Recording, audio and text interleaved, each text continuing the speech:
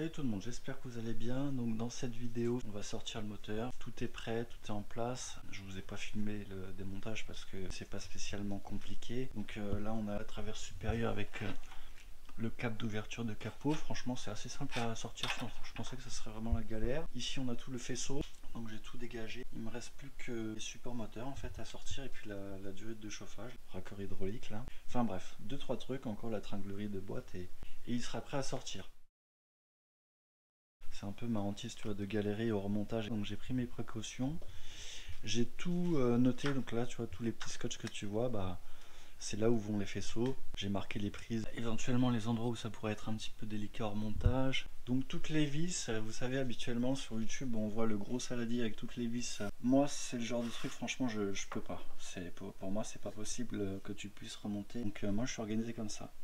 J'ai tout numéroté étape par étape et puis c'est pas plus mal parce que ça te donne aussi ton ordre de remontage, tu vois. Tu remontes dans le sens inverse le jour où tu remontes, quoi. Donc toutes les petites vis, elles sont rangées dans la petite boîte, numéro 1, 2, 3, 4, 5, machin, jusqu'à 11. Et puis voilà, comme ça, moi, ça me permet d'être vraiment serein. Même si, pour une raison X, je dois abandonner le chantier pendant quelques semaines ou quelques mois. Si tu as toutes les vis dans le même pot, tu risques de te poser des sérieuses questions au moment du remontage, quoi. Bah voilà, je vais continuer en off. Et puis, je vais vous filmer la sortie du moteur. Peut-être ce soir, peut-être demain, je sais pas. Bon, ça y est, la grue est en place. Je vais récapituler un petit peu pour si ça peut vous guider dans les opérations à suivre. Les dépressions des freins, retour de carburant, les petites durites là. Comme ça, c'est le câble d'accélérateur donc qui est relié au papillon. Franchement, c'est pas bien compliqué à retirer. Il faut simplement le faire pivoter. Vous le bloquez avec un tournevis et puis ensuite le câble, vous le sortez à ce niveau-là. Les durites d'eau à déconnecter, bon ça bien évidemment. Petite durite de carburant là, celle-ci qui vient se connecter là. Les deux durites pour le radiateur de chauffage, donc il y a l'aller et puis le retour là derrière le moteur, donc bien penser à déconnecter les deux. La tringlerie de boîte, moi je l'ai mise là. Le plus chiant bien évidemment c'est le grand là côté passager, donc il y a une tôle par chaleur. Il est fixé à 3 endroits, tac tac tac. Celle-là elle est un petit peu chiante parce qu'on est en aveugle pour aller la sortir. Et puis le collecteur, ah oui le collecteur c'est ce qu'il y a de plus chiant.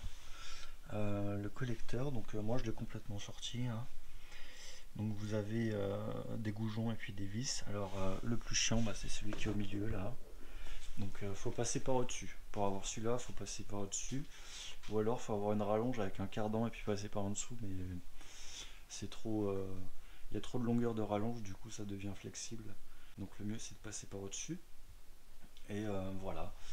Donc ensuite, pour préparer la sortie du moteur, ici on a une accroche là qui est d'origine. De ce que j'ai compris, on peut aussi la mettre ici. Voilà, donc celle-là vous pouvez la dévisser puis la mettre là. J'ai regardé dans les RTA et de ce que je comprends, bah voilà, faut se mettre comme ça.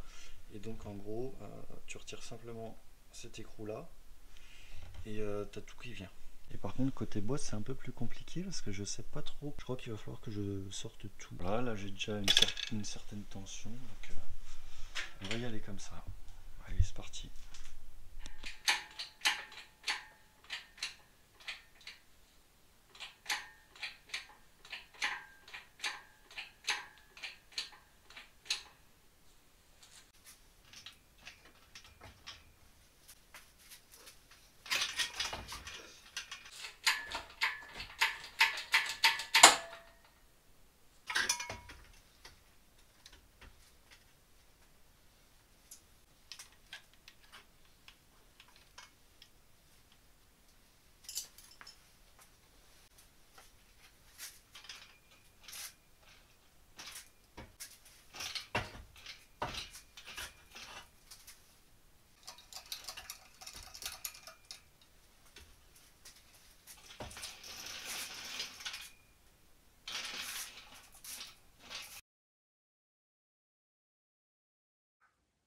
Donc voici pour la suite. Donc le moteur est posé sur son support. Je vais vous en parler un petit peu juste après du support. Là je vous signale simplement que j'ai été obligé de démonter l'alternateur pour sortir le moteur. Donc ça je vous l'ai pas mis dans les films. Parce qu'en fait là on est sur une voiture RHD. Donc conduite à l'anglaise. En fait le moteur, quand tu le soulèves, il vient s'appuyer sur le bocal de frein et d'embrayage. Et l'alternateur vient se coincer là-dedans. Donc c'est pas possible de manœuvrer, parce qu'ensuite on a ce support de berceau, donc à moins de tout descendre, etc. Enfin bon, c'est trop chiant. Donc bref, j'ai été obligé de retirer l'alternateur. En cours de route, donc c'est pas compliqué. J'ai même pas eu besoin de m'occuper de la courroie, de la détendre ou quoi que ce soit, hein. J'ai simplement retiré les 3 vis de l'alternateur, je crois qu'il y en a que 3. Et puis voilà, je l'ai mis de travers, je l'ai sorti. Et le moteur est venu tout simplement, voilà. Donc c'est pas mal, il y a quand même des fuites là. C'est gras à l'arrière du moteur, donc voilà, moi je vais nettoyer tout ça, refaire tous les joints, etc. Et puis vérifier la pompe à huile, les différents capteurs, etc. Enfin bref. Ah oui, dans la boîte, j'ai une petite surprise. Au niveau de la butée, voilà, il y a un morceau qui a cassé. Donc bon, c'est pas bien grave, ça vient simplement servir de guide ça sur la fourchette pour que la butée ne tourne pas en fait. Donc un seul suffit apparemment. Voilà. Bref, j'ai jamais retrouvé le morceau. Il y a eu plein de petits éclats sur le mécanisme, sur le volant moteur, même dans la boîte. Donc le truc, il a dû tourner un moment parce que je l'ai pas retrouvé. Donc il s'est totalement désintégré, je pense. Et voilà. Donc au niveau du support moteur, moi j'ai acheté le moins cher d'Amazon. Je crois que je l'ai eu à 60 ou 70 euros. J'avais un petit peu peur en fait de devoir le solidifier. Alors en partie basse finalement ça va, c'est quand même du gros tube de 70 ou 80.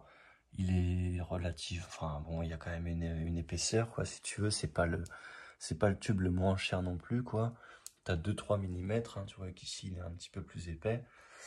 Les soudures en bas sont correctes, c'est pas incroyable mais ça va. Disons que elles sont voilà, elles sont fines mais ça se voit que il y avait quand même une certaine intensité, donc ça a bien pénétré. Ici c'est un petit peu moins joli, tu vois qu'elle est bien bombée. Bon, moi je suis pas un pro soudure non plus hein, mais bref, moi ça me semble correct si tu veux sur toute cette partie là. Voilà, ça a l'air bien pris. Par contre j'ai dû apporter 2-3 modifs sur cette partie là. Donc la jonction en fait entre le tube et la platine, je pense que c'est une soudure faite par un espèce de robot, enfin du moins un automate qui tourne là. Et puis tu as probablement un mec qui tient la torche dans un gabarit, qui appuie, qui attend que ça fasse le tour et qui relâche. Peut-être qu'elle n'est pas tout à fait bien calibrée parce que sur le début de la soudure, ça touche pas. Sur le début en tout cas ça touche pas. Ça vient pas faire la jonction entre les deux. Donc moi j'ai fait des gros points dégueulasses, 4, voilà. L'histoire d'être sûr que ça s'arrache pas, au cas où, hein, parce que là, tout le poids, il est littéralement... ça travaille là, hein. Donc si cette soudure-là, elle s'arrache, ou elle commence à s'arracher, après c'est mort, hein. Le moteur il tombe et c'est foutu, quoi. Donc voilà, également, j'ai rajouté des grosses rondelles là sur les points d'appui, parce qu'en fait, tu vois que leur support, là, en fait, c'est des bouts de tube assez fins, et en fait qui font à peine plus du diamètre d'un trou.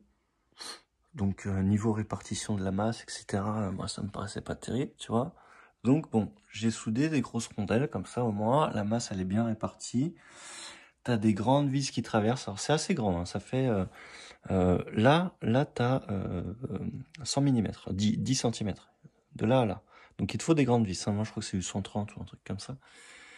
Ici pareil, voilà, donc vis, je crois que j'ai mis c'est du M10, M8, M10, M10, parce que ces trous-là sont débouchants, avec un gros diamètre, tu vois, toutes les autres vis de tour de boîte, elles sont pas débouchantes. Voilà, t'as que celle-là, et puis celle où j'ai passé les vis, quoi. Donc voilà, là on est pas mal. Après, je me pose la question, moi, quand je vais le faire basculer, au niveau de la masse, répartition des masses, en fait, tu vois que j'ai essayé de faire descendre un maximum le moteur. J'ai essayé de le descendre un maximum. Tu vois que je peux pas faire beaucoup plus parce que celui-là, il est tiré à fond. Voilà, grossièrement, je peux pas le descendre davantage parce que je pense que le point d'équilibre, il doit se trouver par là. Alors, en fait, le souci, c'est que quand je vais lâcher cette goupille-là, que je vais commencer à le faire tourner, il va partir d'un coup. Ça, moi, ça me plaît pas. Donc, bref, bah, écoute, on verra. Voilà.